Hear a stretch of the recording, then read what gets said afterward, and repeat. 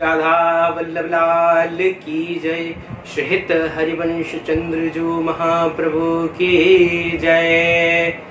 आज हम लोग होली के इस सुंदर उत्सव पे, इस पावन उत्सव पे यहाँ पर आए हैं और चर्चा का विषय है श्री बलदाऊ जी का हुरंगा।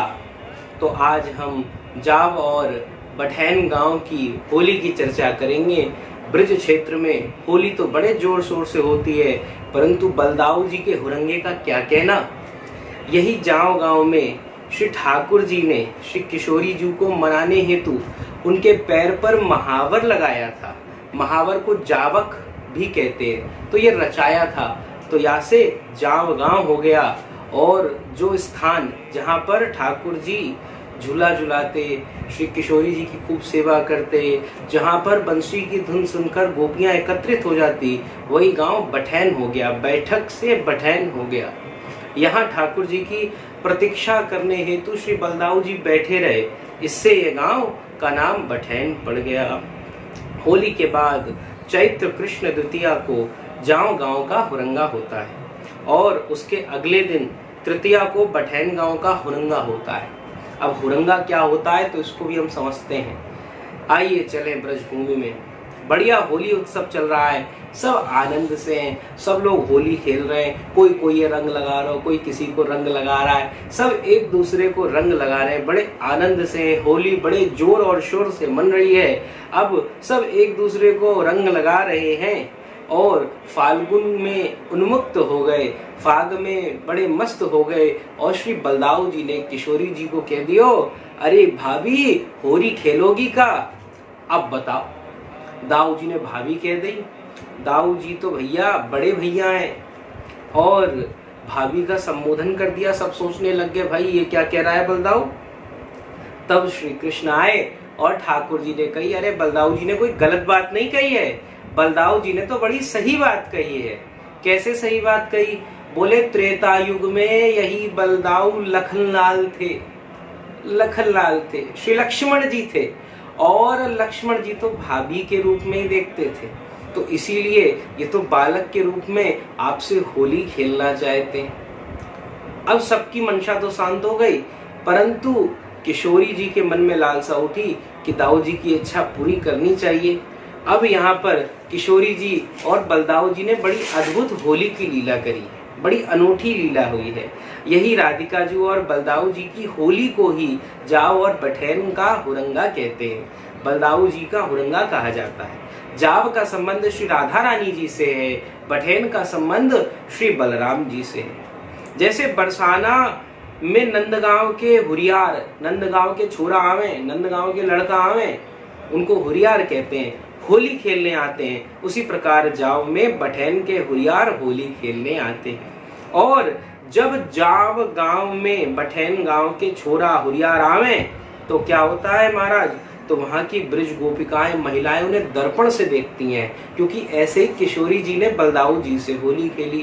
क्योंकि भैया बलदाऊ जी बड़े भैया हैं तो उनको दर्पण से देख रही और वहां से होली का सुख दिया। बड़ी मर्यादित होली होती है। अब राधा जी का प्रतीक, राधा जी का प्रतीक कौन है? जाव गांव।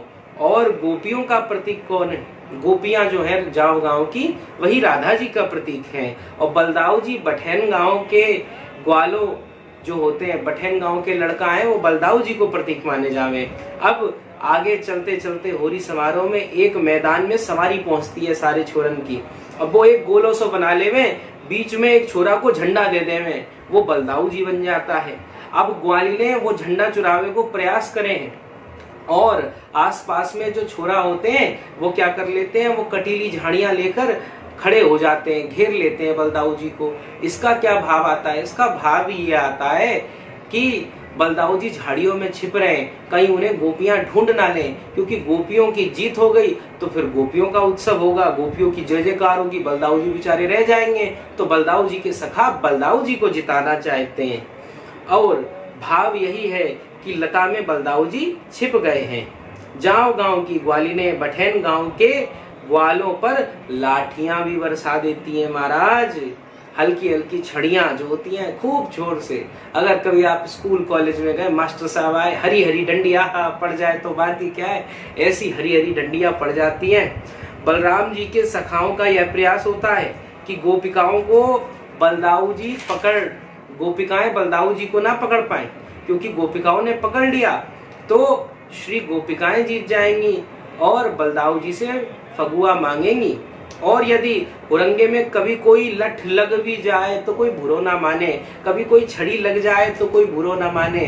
हमारे वृंदावन में भी होता है हुरंगा। उस उत्सव में महिलाएं आगे जाती हैं और पति महाराज पिटते हैं जितने पति देव हैं सब पिटते रहते, आगे चलते। और अगर उस मार्ग में आप आ गए तो आपका भी पिटना निश्चित है, इसमें कोई शंका नहीं, परंतु उसका बुरा नहीं माना जाता है। ऐसा तक कहा गया हुरंगे की अगर कभी छड़ी पड़ जाए उससे किसी को चोट नहीं लगती है, उससे उसका भलाई होता है। और अथवा हुरंगे से आपको चोट लग भी गई तो महाराज कोई डॉक्टर पे नहीं जाना, कोई वैद्य पे नहीं जाना, कोई सर्जन पे नहीं जाना, कोई बैंडेज नहीं खरीदनी, सीधे जाओ ब्रिज रज को लो और वह चोट पे लगा लो।